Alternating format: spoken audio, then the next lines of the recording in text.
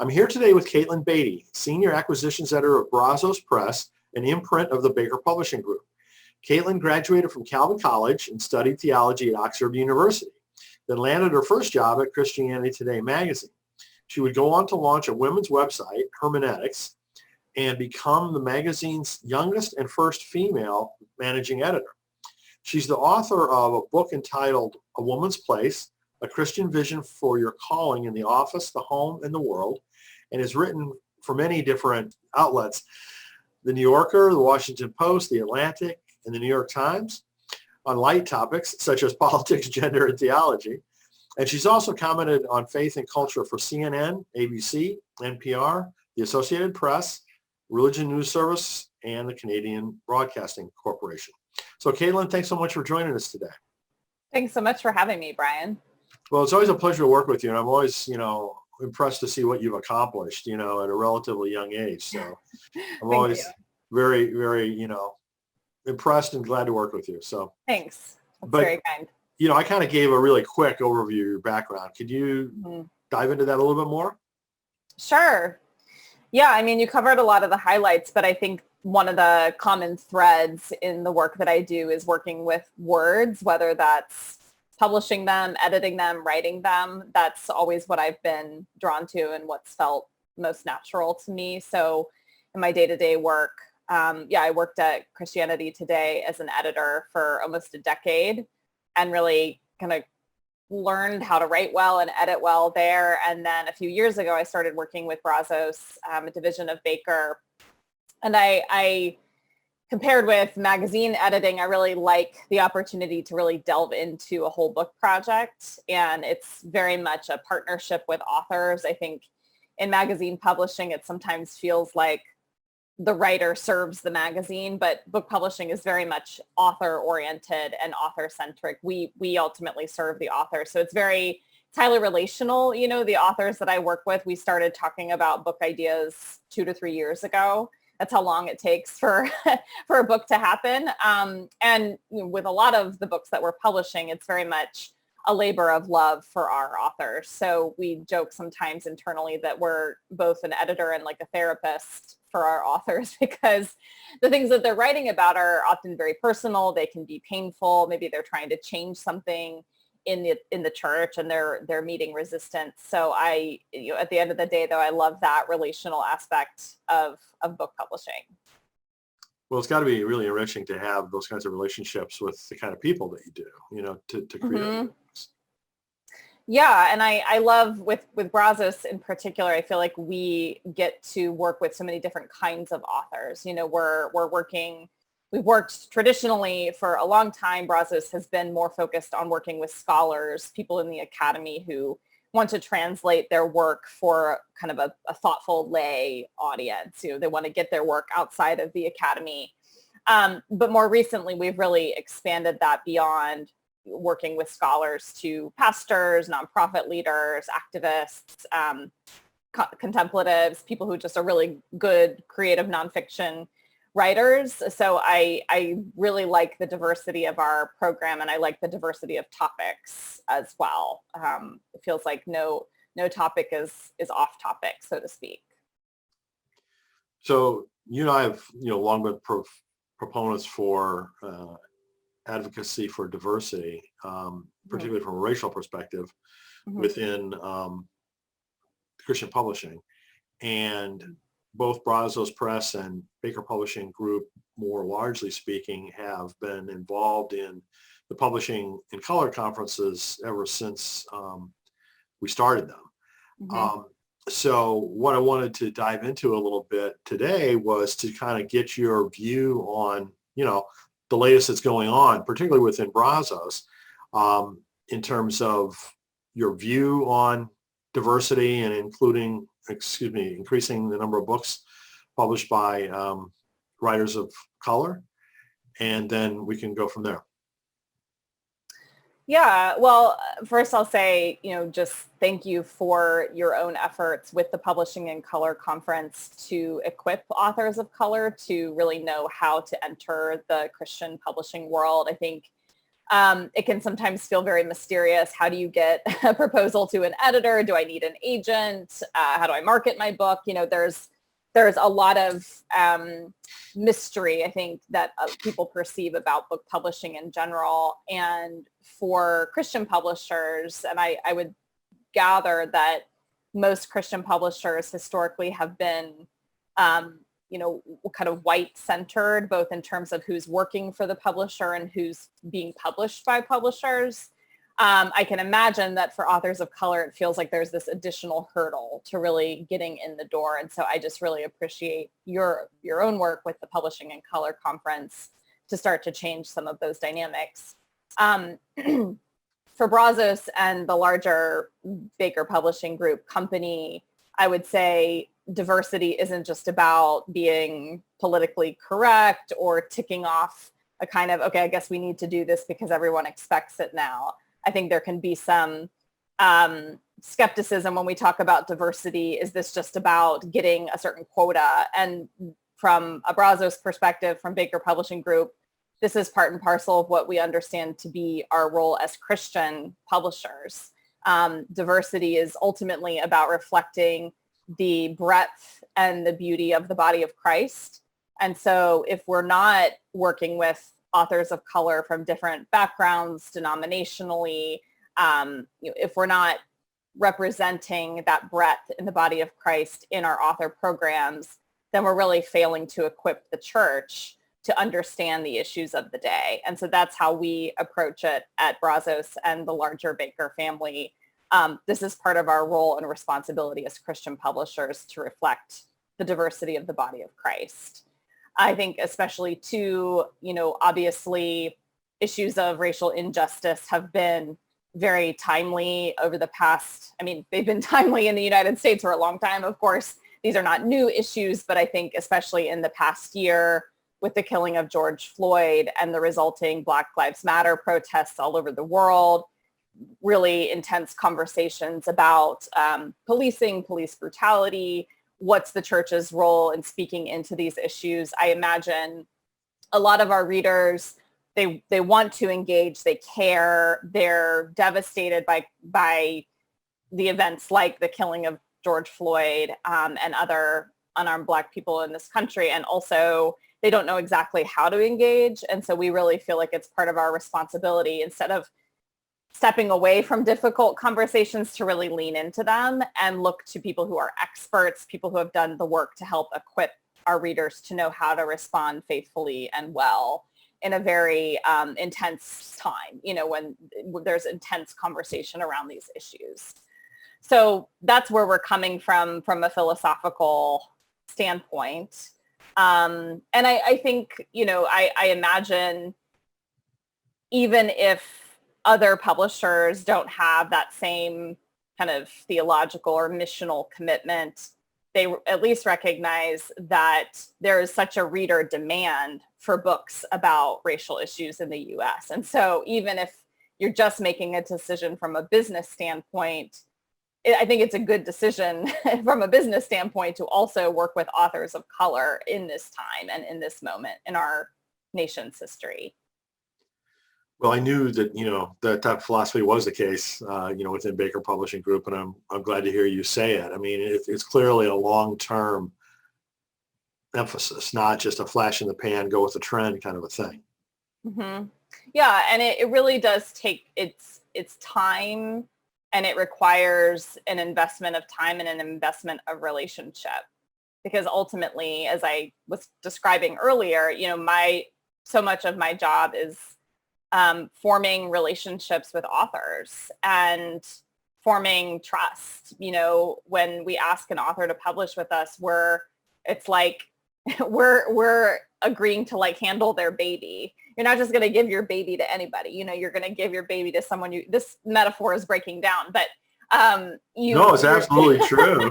Absolutely good. You giving your baby to somebody that you really trust because it's so valuable and precious.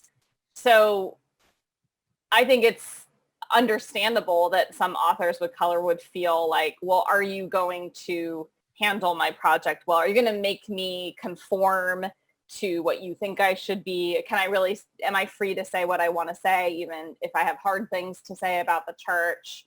So, it takes time to develop that trust and rapport. And I understand that to be central to our work. It's not just, it's not a sense of we're doing authors of color a favor by publishing them. It's, do we deserve to handle their work well? Can we handle their work well and with dignity and respect?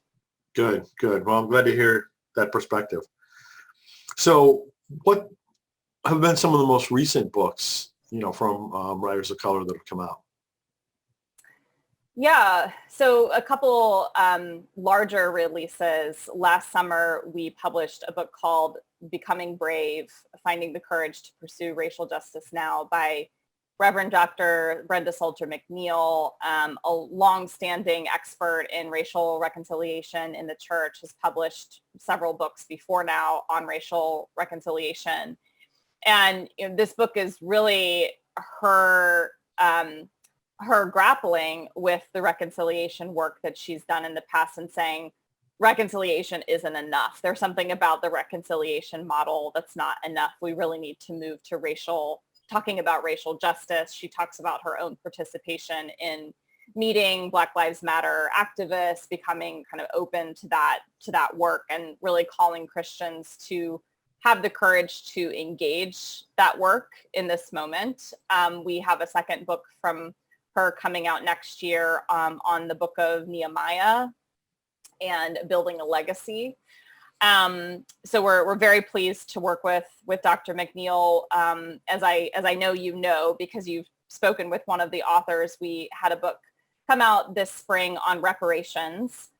This is from Duke Kwan and Greg Thompson. Pastor Kwan works at a prominent church in Washington, D.C. Greg Thompson is a Martin Luther King Jr. scholar, both leaders in the PCA world, and we've heard a lot about reparations, the topic and the concept in the U.S. for the last several years. Ta-Nehisi Coates wrote a very powerful essay called The Case for Reparations, not coming from a Christian standpoint. And so we're super grateful to have a really historically and theologically rich account and case for reparations from Duke and Greg. We predicted that there might be some controversy around the topic in the book, and there has been a fair amount of conversation online about the book. But I think a book like that is, kind of exemplary for what Brazos does best, taking a topic from mainstream culture and saying, how do we approach this uniquely as Christians in an intellectually rich but accessible way? So we're really happy with that book. And then, before you go further, just let me make a couple comments. Yeah. That book that you just talked about in reparations is just excellent. I think it's just phenomenal. And as you said, I interviewed one of the authors for that. I'm going to try to do more to help, spread the word about that book, as I have been also doing about Brenda's book. That was another excellent book, and I've been using excerpts from that periodically within some of my platforms. So, I'm really I'm glad you used those two examples first, because they're just phenomenal. Yeah, that's great. Well, I think you will also be interested in this forthcoming book from Lisa Sharon Harper called Fortune: How Race Broke. The subtitle is still being worked out, but I believe it's How Race Broke the World and How to Repair It All. Lisa is a longtime activist. She worked at Sojourners for several years. She has a degree in human rights from Columbia. And this forthcoming book, it'll be out in February, is really the result of decades of her time spent researching her family's lineage in the United States, going back, centuries. And so she uses the book to introduce us to different people in her family tree, and also their own experience in the U.S. to talk about ways that racial injustice was woven into U.S. law and customs, and just really accounting for that really complicated and painful history to show us the way forward. Her book is also talking about reparations, not in terms of a specific amount of money, but reparations being understood as repair. How do we repair what's been broken in this country as it has, treated people of color for centuries? So we're very excited about that. When is that scheduled to be released? It will be out in February of 2022. Okay. It's called Fortune. Good. Yeah. Good. We also have a book from Gail Song Bantam and Brian Bantam coming out next spring on marriage and relationships. Gail Song Bantam is the pastor of Quest Church out in Seattle. This is where Eugene Cho was the lead pastor for several years, prominent evangelical covenant church. Brian Bantam is a theologian at Garrett Theological Seminary. He's biracial. Gail is Korean American. So this is a marriage book for people who may shy away from Christian marriage books, and they're very egalitarian. They talk about what it looks like to be an egalitarian couple. They also talk about grappling with their different racial backgrounds as it comes to living well together in a marriage, and accounting for different histories and attitudes that they both grew up with because of their ethnic backgrounds. So that book is called Choosing Us, and that will be out in spring of 2022. There are other books that I could list. I don't know if this is helpful, but Sure, no, it's great, Katelyn. It is exciting to see, on the Brazos website, like, our author lineup is slowly, like, you can see the work of diversifying actually showing up in our author photos and titles. And, it's the result of work that we still have a lot to do. We haven't achieved representing the breadth of the body of Christ, but I think we're on our way, and it's exciting to see that fruit in the release of these books. Good.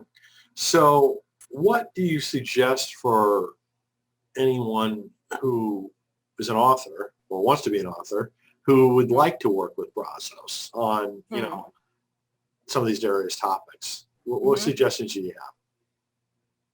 Yeah, that's a great question. I mean, I think most authors will be told at some point you need to pull together a proposal, like a really in-depth account of what the kind of book that you want to write, a sample chapter, information about your platform, how you plan to promote the book, title idea, a chapter outline, and that's all work that will come. But I think it really starts with having a conversation with editors about the book that you hope to write, that you feel called to write, and having a conversation with editors about what's on your heart, what's on your mind, and why the book would serve the body of Christ. I think, the sharpening that can come in conversations with editors is really helpful.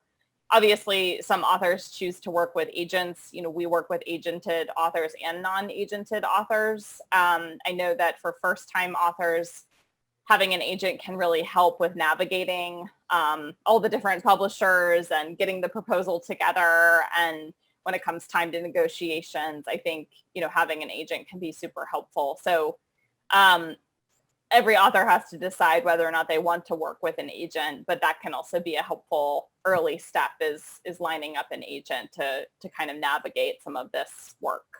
But it's good to know that you all do both, Yeah, it's certainly, we work with agented authors all the time, but it's not a requirement to work with us either. I think it's probably the case that other publishers do kind of require you to have an agent, but that's certainly not the case with Brazos. Good. Well, Katelyn, I want to thank you again for, taking some time to share with us what the latest is from Brazos and Baker Publishing Group, and congratulations on the progress that you've made. Thank you so much. It's really, I've been with Brazos for coming up on 3 years, and I'm just really pleased to be part of the work that we're doing there. And the work has just started. We're not close to where we need to be, but it's exciting to see that fruit. And, I would encourage any author who's watching this to get in touch with me or my colleague, Bob Hosack, who also acquires for Brazos, and we can start talking about book ideas. Sounds very good. We'll look forward to what comes out going forward. Katelyn, Thank you again so much. Thanks, Brian. Take care.